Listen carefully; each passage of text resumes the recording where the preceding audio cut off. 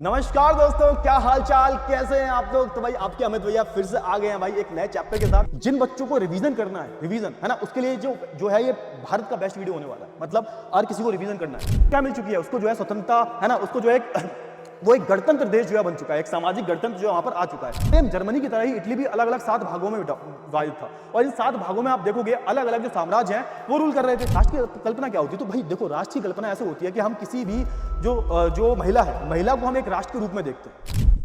नमस्कार दोस्तों, क्या हाल चाल, कैसे हैं आप लोग। तो भाई आपके अमित भैया फिर से आ गए हैं भाई एक नए चैप्टर के साथ। और चैप्टर कौन सा है, तो चैप्टर बड़ा ही धांसू चैप्टर है। कौन सा चैप्टर है सर, तो यूरोप में राष्ट्रवाद का उदय, पहला चैप्टर था। और अब हम जो है इसको करने वाले हैं, और जैसा कि मैंने आपको बोला, कम से कम वक्त में ज्यादा से ज्यादा चीजों को कवर करने की कोशिश करेंगे। अगेन मैं बोलना चाहूंगा, डिटेल में नहीं होगा ये।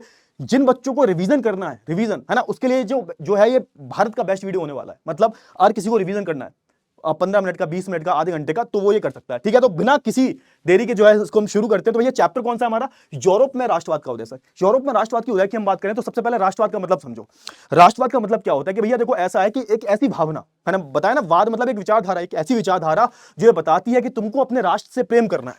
किससे प्रेम करना है, राष्ट्र से। क्यों करना है, वो एक सामूहिक पहचान क्यों विकसित होती है। अब सोच के देखो, तुम लोग सब साथ में रहते हो, है ना, तुम्हारे पुरखे साथ में रहे, है ना, हमारा साझा इतिहास है, हम एक जैसी भाषा बोलते हैं। तो इससे क्या होता है भाई, इससे जो है एक सामूहिक भावना जो उत्पन्न होती है, और यही कहीं ना कहीं राष्ट्रवाद का विकास का कारण बनती है। तो ऐसी जो है विकास, जो राष्ट्रवाद का विकास जो है वो होता है। अब होता क्या था भाई, अगर मैं 200 साल पहले की बात करूं तो राष्ट्रवाद जैसी कोई चीज नहीं होती थी सर, है ना। 200 साल पहले की अगर हम बात करें तो राष्ट्रवाद जैसी कोई भी चीज यहां पर एग्जिस्ट ही नहीं करती थी। तो सर क्या होता था पहले, तो पहले आप देखोगे तानाशाही हुआ करती थी, राजतंत्र हुआ करता था।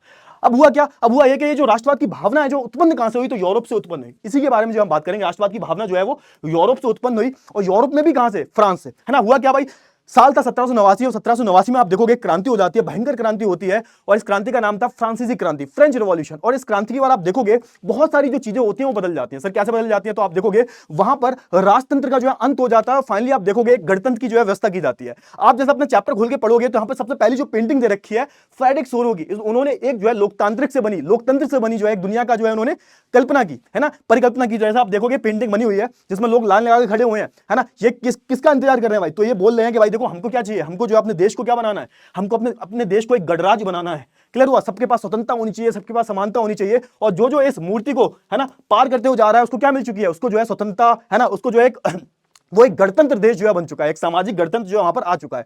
तो ये सारी चीजें हुई वहां पे। क्लियर हुआ। अब आप देखोगे राष्ट्रवाद को एक शक्ति के रूप में जो है देखा गया, और फ्रांसीसी क्रांति की बदौलत ही ये सब हुआ है। फ्रांसीसी क्रांति की बदौलत ही ये सब हुआ है। एक जो राष्ट्र राज की जो भावना है, अवधारणा जो है कि हम सबको क्या चाहिए, हम सबको एक राष्ट्र का निर्माण करना है, ना कि एक साम्राज्य का। तो ये यूरोप से हुआ था। ये पूरा जो है यूरोप का आपका मानचित्र है, देख लो, ये ऐसा कुछ यूरोप का पूरा मानचित्र है, देख लो यहाँ पे, है ना। अब देखो ध्यान से, हुआ क्या, अब हुआ ये कि 1789 में जो है फ्रांसीसी क्रांति हो जाती है। अब फ्रांसीसी क्रांति जब हुई थी तो इनकी मेन मांग क्या थी कि भाई राजशाही को, राजतंत्र को जो है खत्म करो, और यहां पर एक समानता, और ये जो एक आपने पूरा एक बना रखा है ना, हमें वर्गहीन समाज चाहिए।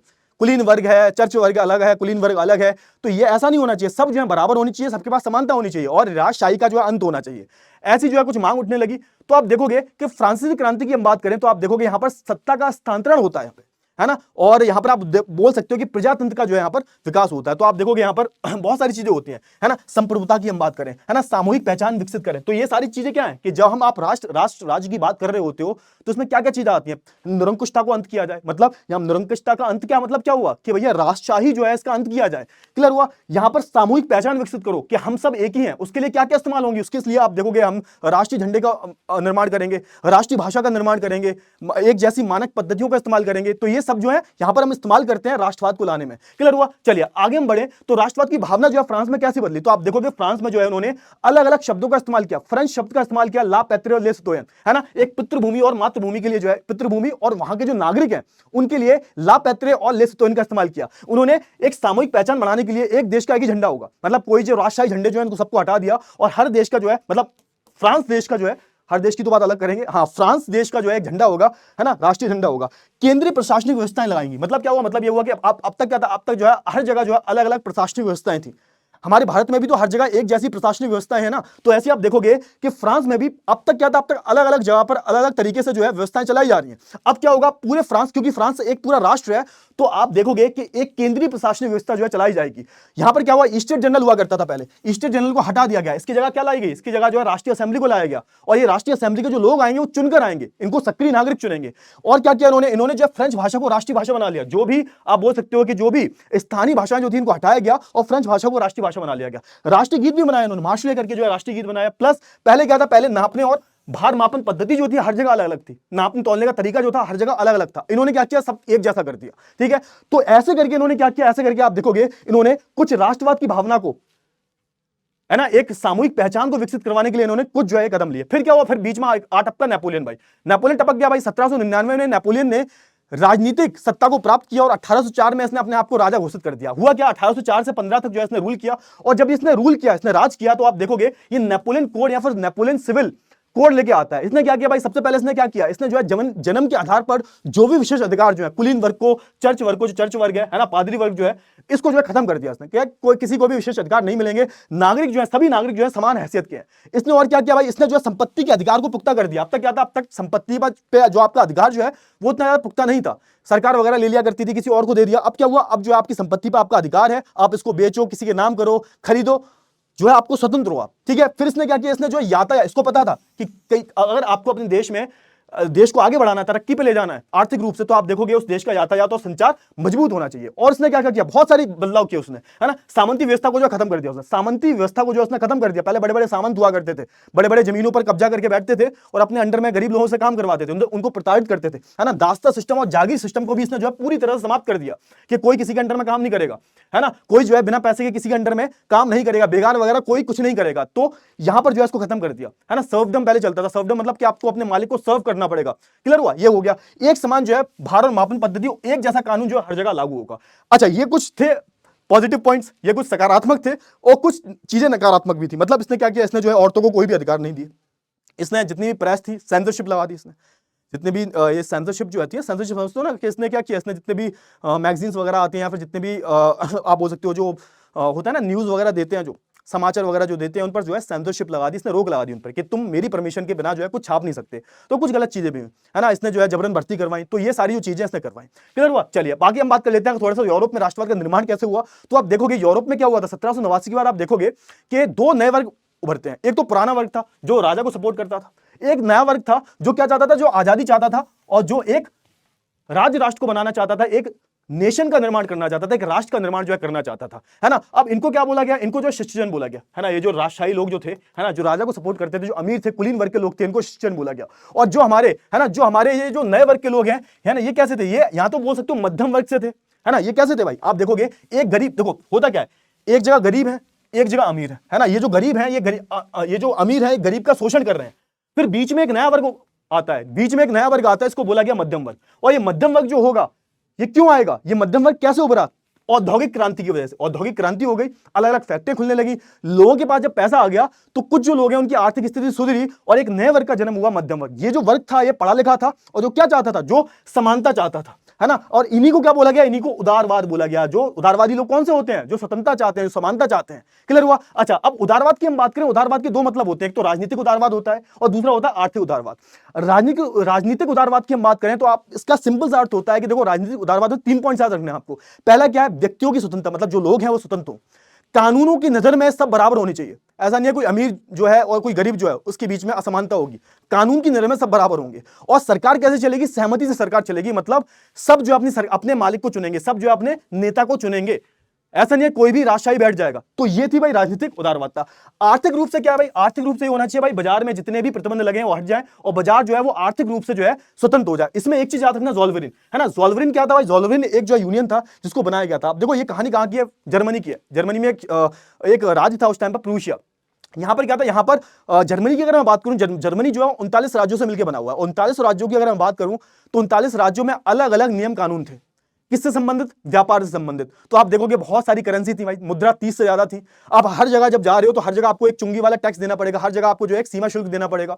तो ये सब दिक्कतें आ रही थी। फिर प्रूशिया की पहल पे आप देखोगे ये ज़ोल्वरिन जो संघ है वो बनाया जाता है, और इस ज़ोल्वरिन संघ में क्या होता है, एक तरीके का आप बोल सकते हो कि यहां पर एक आर्थिक स्वतंत्रता की जो है बात की जाती है ना। यहां पर अलग अलग कानून बना दिए जाते हैं कि देखो अब क्या होगा, अब जितने भी आपको सीमा शुल्क देने पड़ रहे हैं अब नहीं देने पड़ेंगे, है ना। 30 से ज्यादा क्या थी, 30 से ज्यादा मुद्राएं थी, इनको 30 से घटाकर कितना कर दिया, 2 कर दिया। प्लस भार और मापन की जो पद्धति जो थी वो अलग अलग राज्यों में अलग अलग थी, उसको भी घटा दिया, उसको भी हर जगह जो आप एक जैसी मानक पद्धति चलेगी।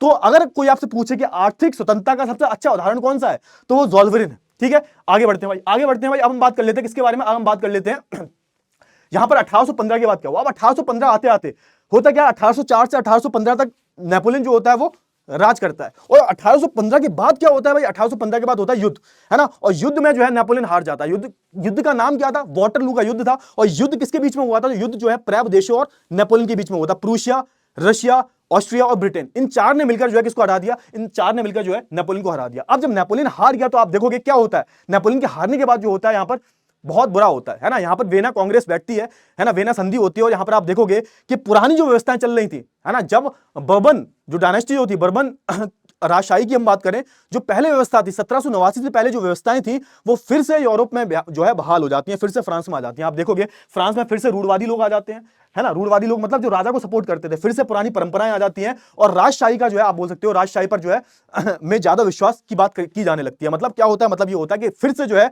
फ्रांस में फिर से बर्बन डायनेस्टी आ जाती है, बर्बन राजशाही आ जाती है, बर्मन साम्राज्य के जो लोग हैं फिर से आ जाते हैं कंट्रोल करने के लिए। 1815 के बाद फिर से वैसा ही वैसा फ्रांस हो जाता है जैसे पहला था। क्लियर हुआ। अब क्या होता है, अब जितने भी उदारवादी लोग हैं ये क्या हो जाते हैं, जमींदोज हो जाते हैं। मतलब क्या हुआ, अब होता क्या है, जितने भी उदारवाद हैं इनको पकड़ पकड़ के मारा जाने लगता है ना। जो भी, क्योंकि अब क्या हुआ, सत्ता में कौन आ गए, सत्ता में फिर से रूढ़वादी लोग आ गए, फिर से राजशाही लोग आ चुके हैं जो इन उदारवादियों को बिल्कुल भी पसंद नहीं करते थे। अब क्या होगा, अब ये खुले में कुछ कर नहीं सकते। अब इन्होंने क्या किया, इन्होंने जो है सीक्रेट सोसाइटीज बनाना शुरू कर ली, है ना। गुप्त, इन्होंने आप बोल सकते हो गुप्त जो एक बोल सकते हो आप गुप्त सोसाइटीज का मतलब यहां पे हो जाएगा। वो एक गुप्त सोसाइटी, सीक्रेट सोसाइटीज बोलते हैं उसको, गुप्त संगठन बोल सकते हो आप इसको, हाँ गुप्त संगठन बोल सकते हो आप इसको, है ना। गुप्त संगठन, गुप्त संगठन बोल सकते हो। बहुत जगह आप देखोगे गुप्त संगठन जो है खुलने लगेंगे। अब ये गुप्त संगठन क्या आते हैं, तो इसमें चिंता करने की तो कोई बात नहीं है। बच्चे ना बहुत ज्यादा कंफ्यूज हो जाते हैं कि सर गुप्त संगठन का मतलब नहीं पता। अरे भाई देखो, गुप्त का मतलब क्या होता है, चुपचाप। संगठन मतलब अब ये जो अपनी विचारधाराएं जो आप तक क्या कर रहे थे, तब तक खुले में फैला रहे थे, है ना। जगह जगह पे जाते थे, प्रचार करते थे, भाई देखो समझो कि राजा जो है पागल बना रहा है तुमको। अब ये खुले में नहीं कर पा रहे, अब ये क्या कर रहे हैं, अब ये गुप्त रूप से कर रहे हैं। इसको बोलते हैं हमारे सीक्रेट सोसाइटीज या फिर गुप्त संगठन। क्लियर हुआ। अच्छा, गुप्त संगठन की शुरुआत आप देखोगे तो यहाँ पे गिउसेप मजीनी जो है इनका बहुत बड़ा योगदान है। ये इटालियन क्रांतिकारी थे, इन्होंने 1807 में जो है इनका जन्म हुआ था जेनेवा में। और आप देखोगे इन्होंने 2 अलग अलग जो है गुप्त संगठन बनाए, एक तो मार्शले में यंग इटली और दूसरा जो है यंग यूरोप बर्न में। क्लियर हुआ। अच्छा, और ये संगठन क्यों बनाए गए थे, ये संगठन सिंपल सी बात है, ये संगठन किसका सपोर्ट करते थे, ये बोलते थे भाई हमें राष्ट्र के निर्माण की जरूरत है, और ये राजशाही का जो है विरोध करते थे। क्लियर हुआ। तो ये सारी बात हुई। अब हुआ क्या, अब हुआ ये अब यहां पर आएगा क्रांति का युग। अब आप देखोगे अलग अलग जगह से जो क्रांति शुरू होगी, अलग अलग जगह से जो क्रांति शुरू होगी। फ्रांस की बात करूं, पोलैंड की बात करूं, जर्मनी की बात करूं, हर जगह आपको जो है क्रांति यहां पर देखने को मिलेगी। अब हम बात करें सबसे पहली उथल पुथल कहां पर हुई, तो 1830 में क्या हुआ, सबसे पहली उथल पुथल हुई। और फ्रांस में आप देखोगे 1815 के बाद क्या हुआ था, राजशाही आई थी। और 1830 तक आते आते आप देखोगे फिर से क्या हो जाती है, क्रांति हो जाती है। और 1830 में क्या होता है कि फिर से बर्बन जो डायनेस्टी होती है, बर्बन जो किंग होता है, उसको उखाड़ के फेंक दिया जाता है, और फिर से यहां पर संवैधानिक राजतंत्र लाया जाता है। मतलब संविधान भी होगा और राजा भी होगा, और लुई फिलिप को जो है यहां पर राजा बना दिया जाता है ना। और फिर और एक चीज और हुई, है ना, इसको बोला जाता है जुलाई क्रांति। ये भी कब हुई थी, 1830 में। आप देखोगे जुलाई क्रांति में क्या हुआ, तो जुलाई क्रांति में हुआ ये कि जो हमारा बेल्जियम था, जो हमारा बेल्जियम बोल लो या फिर आप बोल लो कि जो हाँ बेल्जियम ही एक देश था, वैसे बेल्जियम बोल सकते हो आप, बेल्जियम बोल सकते हो आप। हाँ, तो बेल्जियम जो होता है वो यूनाइटेड किंगडम ऑफ नीदरलैंड से अलग हो जाता है। पहले क्या था, पहले जो है बेल्जियम जो है, जो हमारा नीदरलैंड है उसका हिस्सा हुआ करता था, यूनाइटेड किंगडम ऑफ नीदरलैंड का हिस्सा हुआ करता था बेल्जियम। अब उससे जो है वो अलग हो जाता है और बेल्जियम जो है एक अलग देश बन जाता है ना। और दूसरी चीज क्या हुई, दूसरी चीज हुई ग्रीस की आजादी, है ना। ग्रीस की आजादी की हम बात करें तो उसमें क्या हुआ था, इसमें आप देखोगे कि 1832 में ग्रीस को आजादी मिल गई थी। किससे भाई, ऑटोमन साम्राज्य से, है ना। ग्रीस जो था ऑटोमन साम्राज्य का हिस्सा हुआ करता था, लेकिन हुआ क्या, ग्रीस में बहुत सारी क्या हुई, बहुत सारी क्रांतिकारी गतिविधियां हुई। और यहां पर आप बोल सकते हो कि पूरी यूरोप की संस्कृति का एक हिस्सा भी माना जाता है ग्रीस को, है ना। तो ग्रीस में क्या हुआ, ग्रीस में आप देखोगे एकदम से 1821-22 में जो आप देखोगे यहां पर बहुत सारी जो गतिविधियां हैं वो चलनी शुरू हुई, है ना। आंदोलन शुरू हुए। और आप देखोगे 1832 आते आते एक ट्रीटी साइन होती है, एक संधि होती है, ट्रीटी ऑफ कॉन्स्टेंटिनोपल, इसको हम हिंदी में बोलते हैं कुस्तुक दुनिया की संधि। इससे क्या होता है, इससे पूरा ग्रीस जो है वो आजाद हो जाता है, और ग्रीस को आजादी मिल जाती है किससे, ऑटोमन साम्राज्य से। अच्छा, अब भाई राष्ट्रवाद की अगर मैं बात करूं, वो सिर्फ युद्ध करके या फिर आंदोलन करके नहीं आती। राष्ट्रवाद का विस्तार जो है दूसरी चीजों से भी होता है। जैसे हम बात करें भाषा, है ना, भाषा का एक बहुत बड़ा योगदान होता है राष्ट्रवाद लाने में। जैसे मैं फ्रांस की बात करूं, फ्रांस में भाषा ने एक बहुत बड़ा योगदान किया। पोलैंड की मैं बात करूं, पोलैंड में भाषा का बहुत बड़ा योगदान था। जब रशिया ने पोलैंड पर अटैक किया तो आप देखोगे, है ना, यहां पर उन्होंने युद्ध कैसे लड़ा, उन्होंने हाथ लाठी डंडों से या किसी हथियार से युद्ध नहीं लड़ा, उन्होंने अपने भाषा का इस्तेमाल किया, है ना। अगर मैं रशिया की बात करूं, है ना, जैसे लोक कथाओं की हम बात करें, लोक कथाएं होती हैं भाई, हमारे जैसा इतिहास की पुरानी पुरानी जो कथाएं होती हैं उनको सुनाते हैं हम, गाने के रूप में सुनाते हैं हम, और आप देखोगे कविताएं वगैरह सुनाते हैं, है ना, हम अपनी इतिहास की पुनर्व्याख्या करते हैं, है ना। तो ये सारी जो क्या होती है, सारी सांस्कृतिक आंदोलन में आते हैं। इनमें हम क्या करते हैं, हम हथियार का इस्तेमाल नहीं करते। इनमें क्या होता है, इसमें बेसिकली बोला यह जाता है कि हमें लॉजिक्स पे नहीं जाना, हमें इमोशंस पे जाना है, समझे, हमें अपने इमोशंस पे जाना है। और ये जो लोग हैं बेसिकली वो विज्ञान का विरोध करते हैं और ये इमोशंस पे जाते हैं। जैसे मैं तुम्हारे लिए चांद तारे तोड़ के ले आऊंगा, अब वो बात ये है, मतलब चांद तारे तोड़ के ले आऊंगा, इसका मतलब ये थोड़ा ना कि असलियत में ले आएगा।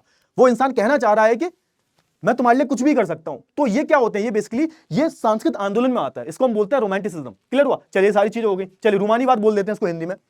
चलिए फिर क्या हुआ, फिर होता क्या है, फिर 1830 से 48 तक बहुत बुरी हालत रहती है ना, भुखमरी, कठिनाइयां और लोगों का विरोध। का मतलब क्या है कि 1830 के बाद आप देखोगे बहुत बुरा हाल था। फ्रांस की मैं बात करूं, लोग जो है बेरोजगार घूम रहे हैं, बहुत गरीब है बेचारे लोग, है ना, लोग जो है पेरिस की सड़कों पर जो है ऐसे घूम रहे हैं, उनके पास कुछ काम नहीं है, खाने के लाले पड़े हुए हैं। और ऐसे में आप देखोगे जो वहां का लुई फिलिप राजा बना था 1830 में, वो कुछ कर नहीं रहा था। तो होता क्या है, 1848 में फिर से जो है विरोध हो जाता है, और आप देखोगे 1848 के बाद फ्रांस को क्या कर दिया जाता है, फ्रांस को एक गणतंत्र घोषित कर दिया जाता है, और हर 21 वर्ष से ऊपर के जो लोग हैं, वयस्क लोग जो हैं, उनको जो है वोट डालने का अधिकार दिया जाता है। लेकिन यहां पर महिलाओं को जो है वोट डालने का अधिकार नहीं मिला। ठीक है, तो देखो 1848 में क्या हुआ, 1848 में जो वहां पर, है ना, जो संवैधानिक राजतंत्र था उसको भी खत्म कर दिया जाता है। लुई फिलिप भाग जाता है अपने देश में, और 1848 में फ्रांस को पूरी तरह से जो है एक गणतंत्र घोषित कर दिया जाता है। मतलब अब यहां पर क्या होगा, यहां पर जो है जो भी लीडर को चुना जाएगा वो कौन सा होगा, वो चुना, मतलब वो लोग जो होंगे 21 वर्ष से ऊपर के जो लोग होंगे, वो अपने लीडर को, अपने नेता को खुद चुनेंगे, और एक प्रॉपर तरीके से गणतंत्र घोषित कर दिया जाता है। गणतंत्र का मतलब क्या होता है कि भाई किसी भी देश का जो नेता है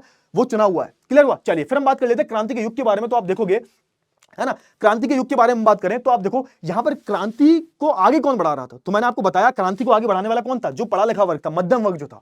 अब आप देखोगे कि Germany, Italy, Poland, Austro Hungarian साम्राज्य, इन सब में आप देखोगे अलग अलग उथल पुथल हो रही थी। सब जो है किसकी मांग कर रहे थे, सब जो है राष्ट्र की मांग कर रहे थे, है ना। क्यों? इसमें सबसे बड़ा योगदान किसका है, तो भाई गुस्सी मजीनी साहब का। ये अलग अलग जो गुप्त संगठन बन रहे थे, ये संगठन क्या कर रहे थे, अपनी विचारधाराओं को फैला रहे थे कि भाई देखो ये राजा हम पे रूल कर रहा है ना, ये राजा जो है हमें बेवकूफ बना रहा है, हमें जो है एक राष्ट्र का निर्माण करना है, हमें अपने नेता को चुनना है ना। और एक तरीके की आप बोल सकते हो कि संसदीय प्रणाली की जो है बात की जा रही थी। मतलब जो संसद होगी इसमें लोग चुनकर आएंगे, लोग जो चुनकर भेजेंगे। आज भी तो ऐसा चलता है कि जो संसद में लोग बैठे हुए हैं उनको चुनता कौन, हम ही तो चुनते हैं। क्लियर हुआ? तो ये सारी चीजें जो हो रही थी। आगे बढ़ते हैं, अब बात कर लेते हैं भाई जर्मनी की। अब जर्मनी में क्या हुआ, जर्मनी का एकीकरण क्या हुआ, और एकीकरण से पहले क्या हुआ। तो जर्मनी में हुआ ये कि इनका एक शहर है, इनका नाम है फ्रैंकफर्ट। उस शहर में हुआ क्या कि मध्यम वर्ग के कुछ लोग थे, है ना, कुछ व्यापारी थे, कुछ धनी जो लोग थे, ये क्या करते हैं भाई, एक जर्मन असेंबली का जो है निर्माण कर देते हैं। कुल जो है इसमें 831 लोग थे। इन्होंने एक जर्मन असेंबली का निर्माण कर दिया। क्यों किया? क्योंकि फ्रांस को देख के, फ्रांस की नकल कर रहे थे लोग। इन्होंने अपने यहां पर भी जो है एक राष्ट्रीय असेंबली बना ली, जैसे फ्रांस में बनी थी। और ये जाते हैं राजा के पास, राजा के पास जाते हैं और बोलते हैं, और हाँ, ये जो लोग चुनकर आए हैं 831, ये लोग चुनकर आए, मतलब ये जो 831 लोग जो सकल जर्मनी असेंबली में बैठे हुए हैं, ये चुनकर आए हैं। और आप देखोगे ये एक तरीके का आप बोल सकते हो कि जर्मन राष्ट्र के संविधान को तैयार करते हैं। और फिर ये कहां जाते हैं, राजा के पास जाते हैं। राजा फ्रेडरिक विलियम जो थे, इनके पास जाते हैं और बोलते हैं कि राजा जी देखो ऐसा है कि आज से ना तुम्हें क्या करना पड़ेगा, आज से तुम्हें संविधान के हिसाब से चलना पड़ेगा, और तुम्हारी जो आज से राजशाही जो है ना, तुम्हारी ताकत जो है उसको हम खत्म कर रहे हैं। तो होता क्या भाई, होता यह है कि दिक्कत यह थी कि जो 831 लोग चुनकर आए थे, इनके पास ज्यादा ताकत नहीं थी। जो राजा साहब थे, इन्होंने अपनी पूरी सेना वेना बुला ली, है ना, जंकर्स वगैरह को बुला लिया, और क्योंकि इनके पास किसी का सपोर्ट था ही नहीं, ना किसानों का, ना किसी का सपोर्ट नहीं था, तो होता क्या है कि इनको भगा दिया जाता है, इनको जो है मारा जाता है बहुत ज्यादा, है ना। तो इस असेंबली को जो है हटा दिया जाता है, खत्म कर दिया जाता है। तो आप देखोगे कि राजा फ्रेडरिक विलियम जो होते हैं अपनी सेना वेना बुला लेते हैं बहुत सारी, और इस असेंबली को जो है निस्तनाबूद कर देते हैं कि भाई कुछ नहीं होगा ये, है ना। तो मतलब पहली कोशिश जो थी इनकी नाकाम हुई। अब क्या हुआ, अब ये जो चूहे बिल्ली का गेम चल रहा है ना, पहले क्या होता है, पहले जो है उदारवादी उठ खड़े होते हैं, क्रांति कर देते हैं, इनका जो है दमन कर दिया जाता है, फिर से क्रांति हो जाती है, फिर से दमन कर दिया जाता है। ये चूहे बिल्ली का गेम चल रहा था। अब जब चूहे बिल्ली का गेम चल रहा था तो यहां पर ये जो रूढ़वादी लोग हैं, ये जो राजशाही लोग हैं, समझ गए कि भाई अगर ऐसा चलता रहा तो दिक्कत हो जाएगी। जो फ्रांस में होगा वही हमारे साथ होगा। जो फ्रांस में जो लुई 16वें के साथ हुआ था, गला वाला काट दिया था उसका, तो यही होगा। आज नहीं तो कल इनको जो है क्या देना पड़ेगा, इनको आजादी देनी पड़ेगी। आज नहीं तो कल इनको जो है एक राष्ट्र का निर्माण करके देना पड़ेगा। तो क्यों ना हम ही करें, क्यों ना हम ही करें। मतलब अब यहाँ पर जो राजा हैं, यहाँ पर जो एक आप बोल सकते हो जो रूढ़वादी लोग हैं, जो राजशाही लोग हैं, ये खुद ही क्या करेंगे, खुद ही जो है आगे आके एक राष्ट्र का निर्माण करेंगे। तो सबसे पहले हम बात कर लेते हैं जर्मनी के एकीकरण के बारे में। अब जर्मनी की बात करूं, जर्मनी जो था 39 राज्यों का एक परिसंघ था, और इसमें जो सबसे शक्तिशाली राज्य जो था वो था प्रूशिया, है ना, प्रूशिया। और इसमें आप देखोगे अलग अलग जो साम्राज्य हैं वो थे, जैसे हम ऑस्ट्रेलियन, प्रूशियन साम्राज्य, ऑस्ट्रिया साम्राज्य, इस पे डेनमार्क भी रूल कर रहा था, इस पे आप बोल सकते हो कि फ्रांस भी रूल कर रहा था। तो अलग अलग भागों में अलग अलग साम्राज्य जो यहाँ पर राज कर रहे थे। अब हुआ क्या भाई, सबसे जो ताकतवर राज्य था उसका नाम था प्रूशिया। प्रूशिया के जो राजा थे भाई, उन्होंने जिम्मेदारी दी हमारे ऑटोमन इस्माक को, इनके सीएम थे भाई, है ना। ऑटोमन इस्माक की हम बात करें, इनके एडवाइजर थे ऑटोमन इस्माक। तो यहाँ के जो राजा होते हैं, आप बोल सकते हो कि जैसे इनका नाम था राजा विलियम प्रथम, है ना। राजा विलियम प्रथम जो होते हैं वो ऑटोमन इस्माक को जो जिम्मेदारी देते हैं कि जाओ और तुम जो है इन 39 राज्यों को एक करोगे। इन 39 राज्यों को एक करना अपने आप में बहुत बड़ी बात थी। तो यहां पर हमारे जो ऑटोमन इस्माक जो है वो आप बोल सकते हो कि रक्त और लोह की नीति अपनाते हैं, इनको युद्ध करने पड़े। 3 युद्ध करे इन्होंने, किसको युद्ध किए, किसके साथ युद्ध किया, ऑस्ट्रिया के साथ, डेनमार्क के साथ और फ्रांस के साथ। 7 साल तक युद्ध चला है, 7 साल तक युद्ध चला। उसके बाद आप देखोगे कि एक जर्मनी राष्ट्र का जो निर्माण किया जाता है। जर्मनी के 39 राज्यों को मिलाकर जो आप बोल सकते हो कि एक पूरे राष्ट्र का जो निर्माण किया जाता है। ये तो हो गया। अब इटली की बात कर लेते हैं। इटली में क्या हुआ, अब इटली की हम बात करें, सेम जर्मनी की तरह ही इटली भी अलग अलग 7 भागों में विभाजित था, और इन 7 भागों में आप देखोगे अलग अलग जो साम्राज्य हैं वो रूल कर रहे थे। जैसे आप देखोगे कि अगर मैं उत्तर वाले भाग की बात करूं तो यहां पर जो है ऑस्ट्रिया का हैब्सबर्ग साम्राज्य था। बीच की अगर मैं बात करूं, बीच वाला जो मध्य वाला इलाका था, यहां पर पोप का राज था, पोप था यहां पर, पोप, है ना, इनके जो सबसे बड़े धर्मगुरु होते हैं, है ना, ईसाइयों के। और दक्षिण भाग की हम बात करें, है ना, दक्षिणी भाग की अगर हम बात करें, है ना, सिसिली वाला जो भाग है, यहां पर किसका राज था, तो यहां पर स्पेन का जो बर्बन साम्राज्य जो है इसका राज्य था। क्लियर हुआ। अच्छा, अब हुआ क्या, हुआ ये कि भाई एक राज्य और है, देखो ये वाला राज्य जो है, ये वाला देखो, पेन चेंज करता हूं मैं, है ना, ये वाला जो राज्य है इसका नाम है सर्निया पिडमोंट, है ना। इसी एक इटालियन साम्राज्य था, ये एक इटालियन मूल साम्राज्य था। यहाँ के जो राजा थे विक्टर एमेनुएल द्वितीय ने बोला कि देखो ऐसा है कि हमें जो ये अलग अलग जो फैला पड़ा है ना पूरा इटली, इसको हमें एक करना है। इससे पहले कोशिश किसने की थी, इससे पहले जो इटालियन क्रांतिकारी थे गुसिप मजीनी, इन्होंने कोशिश तो की थी, सफल नहीं हो पाए। ये आप कोशिश किसने की, तो वहां के इटालियन साम्राज्य के राजा थे, राजकुमार थे, विक्टर एमेनुएल द्वितीय। इन्होंने अपने जो इनके एडवाइजर जो इनके जो सीएम थे, मुख्यमंत्री जो थे, काउंट कावूर को जिम्मेदारी दी कि जाओ तुम इटली के उत्तर वाले भाग को आजाद कराओ, है ना। तो ये क्या करते हैं, ये फ्रांस की मदद से, काउंट कावूर जो होते हैं वो फ्रांस की मदद से, आप देखोगे फ्रांस की मदद से ये क्या करते हैं, उत्तरी वाले हिस्से को जो है आजाद करवा लेते हैं। यहां पर किसका राज था, तो हैब्सबर्ग साम्राज्य, इसको हरा दिया जाता है। और हराने के बाद आप देखोगे उत्तर जो होता है वो हमारे कब्जे में आ जाता है। किसके कब्जे में आ जाता है, काउंट कावूर के कब्जे में आ जाता है। क्लियर हुआ। मध्य वाला भाग जो था, मध्य वाले भाग ने अपने आप ही सरेंडर कर दिया, मतलब पोप जो थे वो बेचारे बोलते हैं कि ठीक है हम लड़ाई वड़ाई नहीं करनी, तो हम खुद ही कर देते हैं, है ना। तो आप देखोगे, देखो, है ना, उत्तरी भाग को जो है, और उत्तरी भाग का जो है ऑस्ट्रिया का जो साम्राज्य था, है ना, हैब्सबर्ग साम्राज्य, इसका नियंत्रण था। तो उसको जो है मुख्यमंत्री जो काउंट कावूर जो थे, इन्होंने जो है 1859 में जो आजादी दिलवा दी। उसके बाद आप देखोगे मध्य भाग जो है पोप का शासन था, तो उसने खुद ही सरेंडर कर दिया। दक्षिणी भाग की हम बात करें, दक्षिणी भाग पे स्पेन का बर्बन राजा था, इसका नियंत्रण था। और इसको किसने आजाद करवाया, तो एक क्रांतिकारी था, इसका क्रांतिकारी तो नहीं था, ये एक आप बोल सकते हो कि एक नाविक था, ये बेसिकली बोल सकते हो, गुसिप गैरिबाल्डी नाम था। तो गुसिप गैरिबाल्डी ने किसानों का सपोर्ट लिया, और किसानों के सपोर्ट के बाद आप देखोगे दक्षिणी भाग को भी आजाद करवा लिया। ऐसे करके आप बोल सकते हो कि भैया यहां पर क्या होता है, यहां पर इटली का जो है एकीकरण होता है, और विक्टर एमेनुएल टू को राजा बना दिया जाता है, और पूरे इटली को जो है एक राष्ट्र बना दिया जाता है। और आप देखोगे 1861 में विक्टर एमेनुएल द्वितीय को जो है एक समग्र इटली का जो है राजा घोषित कर दिया जाता है, और एक तरीके से आप बोल सकते हो कि इटली को एक राष्ट्र बना लिया जाता है। ठीक है, चलिए अब बात कर लेते हैं कि इसका ब्रिटेन का अजीबोगरीब कहानी। अब ब्रिटेन की अजीबोगरीब कहानी क्यों है, ब्रिटेन की अजीबोगरीब कहानी इसलिए है क्योंकि ब्रिटेन में कोई युद्ध नहीं हुआ। अब तक आप देख रहे हो बहुत सारे युद्ध हो रहे हैं, है ना, लेकिन ब्रिटेन का जो केस है, ब्रिटेन में कोई युद्ध वगैरह नहीं हुआ। ठीक है सर, ब्रिटेन में युद्ध नहीं हुआ तो क्या हुआ, तो ब्रिटेन में था क्या, तो देखो ब्रिटेन जो था, आज आपको दिखता है ना ब्रिटेन, हाँ ये वही ब्रिटेन है, इसने भारत पर राज किया था, जिसने भारत को 200 साल तो गुलाम बना के रखा। तो देखो ब्रिटेन में क्या था, अलग अलग जाति समूह थे, जैसे इंग्लिश की बात करूं, वेल्स की मैं बात करूं, स्कॉट, है ना, आयरिश की हम बात करें, तो अलग अलग यहां पर क्या जाति समूह, उसमें से सबसे ताकतवर समूह जो था वो था इंग्लिश वाला। अब इंग्लिश वाले ने क्या किया, आप देखोगे इंग्लिश वाले ने सबसे पहले वेल्स को अपने कंट्रोल में लिया, है ना, और आप देखोगे वेल्स ने बिना कुछ कहे कंट्रोल दे दिया अपना। ठीक है, फिर क्या हुआ, फिर जो स्कॉटलैंड जो था, स्कॉट जिसको हम बोलते थे स्कॉटिश, है ना, स्कॉटिश लोग रहते थे, स्कॉटलैंड बोलते थे। तो 1707 में इंग्लैंड में क्या हुआ, इंग्लैंड और स्कॉटलैंड के बीच में एक यूनियन एक्ट पास हुआ, और जिसके तहत होता क्या है, जिसके तहत यहां पर आप देखोगे है ना, एक great Britain, United kingdom of great Britain की जो स्थापना की जाती है। और इसके तहत आप देखोगे स्कॉटलैंड को अपनी जो भी संस्कृति जो होती है उसको छोड़नी पड़ती है और इंग्लिश वालों की संस्कृति को जो अपनाना पड़ता है, अपनी संस्कृति को, अपनी भाषा को जो है सबको जो है छोड़ना पड़ता है।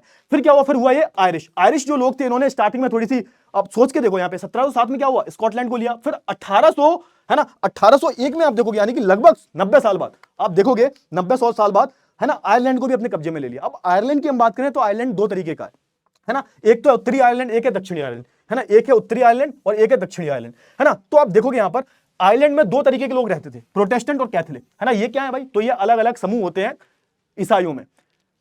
प्रोटेस्टेंट जो थे, प्रोटेस्टेंट अंग्रेजी वालों को सपोर्ट करते थे, और जो कैथोलिक जो थे, इन्होंने ये नहीं चाहते थे कि भाई ये जो है अंग्रेजों में, इंग्लिश समूह में जो है शामिल नहीं होना चाहते थे। प्रोटेस्टेंट का सपोर्ट किसको था, प्रोटेस्टेंट जो है चाहते थे कि जो हमारा आयरलैंड जो है वो इनसे मिल जाए, लेकिन ये नहीं चाहते थे कैथोलिक। क्लियर हुआ। यहां पे बहुत सारे विद्रोह भी हुआ, जैसे आप बोल सकते हो वोल्स्टोन नाम के एक व्यक्ति थे, इन्होंने विद्रोह किया, बट इस विद्रोह को कुचल दिया गया और आप देखोगे 1801 में आयरलैंड को भी जो है जबरदस्ती, आप बोल सकते हो United kingdom of great Britain का हिस्सा बना लिया जाता है। तो इस तरह से आप देखोगे ये अजीबोगरीब केस क्यों है, क्योंकि यहां पर कोई युद्ध नहीं हुआ, शांतिपूर्वक जो यहां पर हो गया। क्लियर हुआ। चलिए, तो ये सारी चीजें हो गई। फिर हम बात कर लेते हैं राष्ट्रीय कल्पना। राष्ट्रीय कल्पना क्या होती है, तो भाई देखो, राष्ट्रीय कल्पना ऐसे होती है कि हम किसी भी जो महिला है, महिला को हम एक राष्ट्र के रूप में देखते हैं। जैसे हम बात करते हैं ना भारत माता की जय, तो आप देखोगे अलग अलग जगह पर आपको अलग अलग रूपक दिखेंगे। रूपक बोला जाता है इनको, एलिगरी बोलते हैं इंग्लिश में। जैसे जर्मनी की हम बात करें जर्मेनिया, फ्रांस की हम बात करें मैराना, ठीक है। तो भारत की बात करें भारत माता, तो आप देखोगे अलग अलग आपको यहां पर महिला के रूप में हम अपने राष्ट्र को सोचते हैं, राष्ट्र को महिला के रूप में देखते हैं। क्लियर हुआ। इसको हम क्या बोलते हैं, इसको हम रूपक बोलते हैं, एलिगरी बोलते हैं इसको इंग्लिश में। क्लियर हुआ। तो इनके अलग अलग, इनके ना अलग अलग मतलब होते हैं। इनके क्या होते हैं, इनके अलग अलग मतलब होते हैं। तो देखो इन्होंने जो भी पहन रखा है, इनकी तलवार है ना, इनके हाथ में जो भी, इनके ऊपर जो मुकुट है, क्लियर है, ये टूटी हुई बेड़ियां जो है, इनके मतलब जो आप याद कर लेना। देखो इनके मतलब याद कर लेना, एग्जाम में पूछ लिया जाता है कि भाई टूटी हुई बेड़ियों का मतलब क्या, आजादी, है ना। बाज छाप कवच का मतलब क्या, कि जर्मन साम्राज्य की प्रतीक शक्ति। बलूत की पत्तियां जो है, बलूत की जो पत्तियां हैं, इनका मतलब क्या, बहादुरी। तो ये सब याद कर लेना। क्लियर हुआ ना। चलिए, बहुत अच्छी बात है। अब एक आखिरी टॉपिक पढ़ लेते हैं हम, राष्ट्रवाद और साम्राज्यवाद। राष्ट्रवाद और साम्राज्यवाद पढ़ लेते हैं। ये क्या है, अब देखो हुआ क्या, अब सब राष्ट्र जो है वो एक हो चुके हैं, सब राष्ट्र एक हो चुके हैं, ठीक है सर, एक हो चुके हैं। अब क्या हुआ, अब हुआ ये कि एक बाल्कन नाम का क्षेत्र है, बाल्कन नाम का, ये कहां पर है सर, ये आपको यूरोप में मिलेगा, आपको बिल्कुल दक्षिण वाले हिस्से में जो मिलेगा। यहां पर एक बहुत छोटे छोटे राज्य थे, और बाल्कन में किसका शासन था, बाल्कन में जो है ऑटोमन साम्राज्य का शासन था। अब हुआ क्या, ऑटोमन साम्राज्य जैसे ही कमजोर पड़ा, तो आप देखोगे इनके बीच में जो लड़ाइयां होने लगती हैं। इनके बीच में जो है सारे जो देश हैं, जैसे आप देखोगे ना, Romania, Bulgaria, Albania, Greece, Macedonia, Croatia, ये सब जो है बाल्कन क्षेत्र का हिस्सा थे। और बाल्कन क्षेत्र में रिसोर्सेज बहुत ज्यादा थे, बहुत ज्यादा यहां पर आपको संसाधन मिलते थे। अब हुआ क्या, अब जैसे ही ऑटोमन साम्राज्य कमजोर पड़ा, तो यहां पर ये एक दूसरे से लड़ने लगते हैं। अब ये क्यों लड़ रहे थे एक दूसरे से, ये सब जो है एक दूसरे की जमीन को जो है मांग रहे थे कि भाई ये मेरी जमीन है, ये मेरी जमीन है, हमको और ज्यादा जमीन, क्योंकि छोटे छोटे देश हैं, ये छोटे छोटे देश हैं, और एक दूसरे की जमीनों पर जो है कब्जा करने की कोशिश कर रहे थे। इनके अंदर जलन भर चुकी थी। ऊपर से आप देखोगे जो बड़े बड़े देश हैं, जर्मनी, रशिया, ब्रिटेन, ये क्या करेंगे, इनकी जो यहां पर गंदी नजर थी, यही चाहते थे कि भाई इनको आपस में लड़वा के इस राज्य पे कैसे भी ना कैसे भी करके यहां पर कब्जा कर लिया जाए। मतलब यहां पर, तभी तो नाम देखो, टॉपिक का नाम क्या, राष्ट्रवाद और साम्राज्यवाद। साम्राज्यवाद का मतलब क्या होता है, अपने राज्य को बढ़ाना। तो यहां पर राष्ट्रवाद का मतलब थोड़ा गलत निकाल लिया गया। इन्होंने आगे चल के बोला कि देखो ऐसा है कि हमें अपने राज्य को बढ़ाना चाहिए, तो हमें क्या करना पड़ेगा, हमें एक दूसरे के राज्य पर कब्जा करना पड़ेगा। और आप देखोगे कि ये सारे देश जो आपस में लड़ेंगे, फिर आप देखोगे यहां पर बीच में कौन आएगा, बीच में आप देखोगे पूरी टीम बढ़ जाएंगी, टीम बढ़ जाएंगी। किसी की तरफ जर्मनी आ गया, किसी की तरफ ब्रिटेन आ गया, है ना, किसी की तरफ रशिया आ गया। तो आप देखोगे ये जो है दो हिस्सों में बढ़ जाएंगे, और यही आगे चलकर बाद में कारण बनेगा प्रथम विश्व युद्ध का। तो देखो यहाँ पर ये जो राज्य थे, आप सुनो यहाँ पे कहने का मतलब क्या है कि बाल्कन जो राज्य था, ये बहुत छोटे छोटे राज्य थे। जैसे ही ऑटोमन साम्राज्य कमजोर पड़ा, तो आपस में लड़ने लगे। इसका फायदा किसने उठाया, तो इसके फायदा उठाया दूसरे जो देश बन चुके हैं, रूस, Germany, England, Austro Hungary empire जो था, इन्होंने जो है इसका फायदा उठाया। और आप देखोगे बाद में यही जो पूरा इलाका है ना, एक विस्फोटक इलाका बन जाएगा, और बाद में आप देखोगे प्रथम विश्व युद्ध का कहीं ना कहीं जो है ये भी कारण बनेगा। ठीक है ना, क्लियर हुआ। तो ये सारा था हमारा चैप्टर। तो आई होप आपको सारी जो चीजें हैं बहुत अच्छे से क्लियर हो गई होंगी। तो अब हम मिलेंगे नेक्स्ट क्लास में, ठीक है। आई होप समझ में भी आया होगा। Bye bye, take care.